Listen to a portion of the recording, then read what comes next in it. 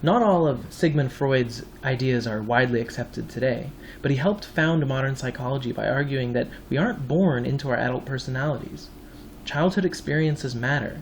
He said that we are all born knowing how to cry for our parents' comfort, and those basic biological drives form one aspect of our personality.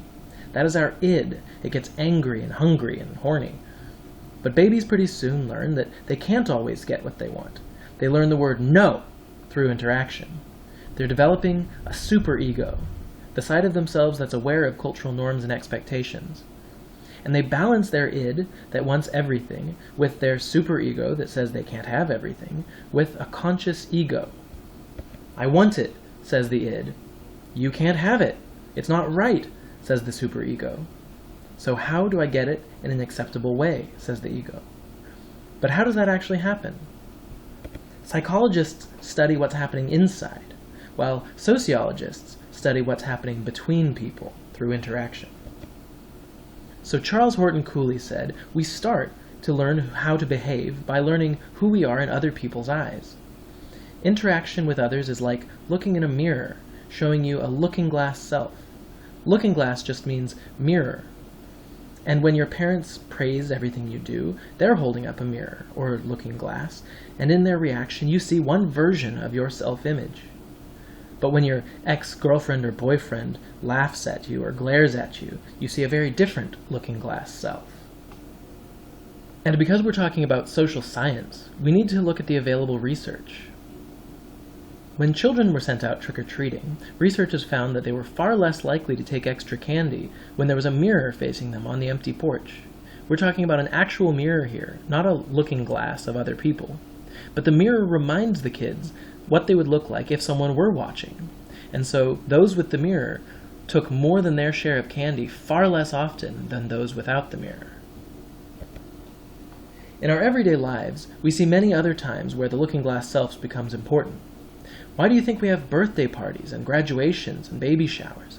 The gifts are nice, but also rites of passages are rituals where your community comes together to show acceptance of your new passage into a new phase of life.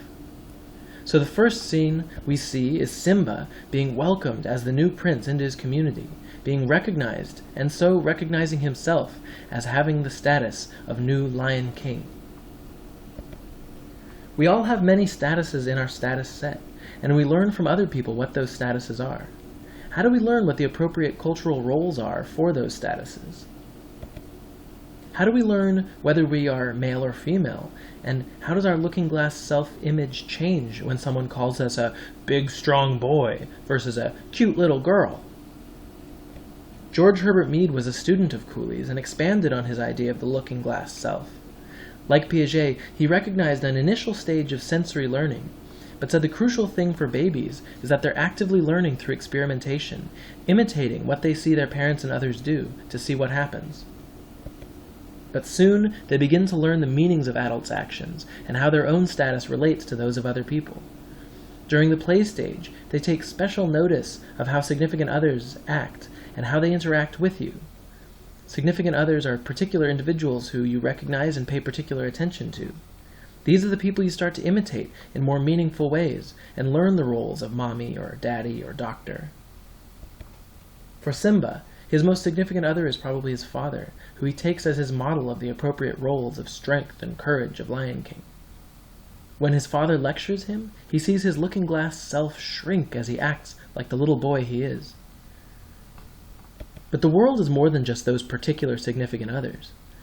Children begin to learn that people can have more than one status, and that lots of different people can play lots of different statuses all at once. So we called this the game stage of development, in which we may have teammates that share roles with us, opponents who each have their own roles against us, and our own role that we have to consider in relation to each of those others. We realize that people in general have certain expectations, and we begin to question what the generalized other of society thinks of us. So while we may think that our significant other of teacher thinks we're smart, and we raise our hand for every question, the generalized other of the students may think we're a teacher's pet. During Simba's rite of passage, and each day after while he wanders the savannah, he sees that the other animals regard him as a prince, and he sees himself in turn as powerful and great and becomes arrogant. But what if you see yourself not as superior in the eyes of society, but inferior? W.E.B. Du Bois, growing up in the post-Civil War era of segregation and racism, saw that African Americans were being shown two very different statuses for themselves.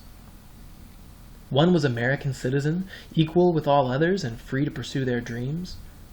The other was, as people of his time would have said, Negroes or second-class citizens. So he said that they have a double consciousness. Measuring one's soul, he says, meaning seeing a looking-glass self, by the tape, through interaction, of a world that looks on in amused contempt and pity. In the same vein, you can imagine how anyone with a status that denies them opportunities, whether women or any other minority, might feel about themselves as they are socialized in a prejudiced world.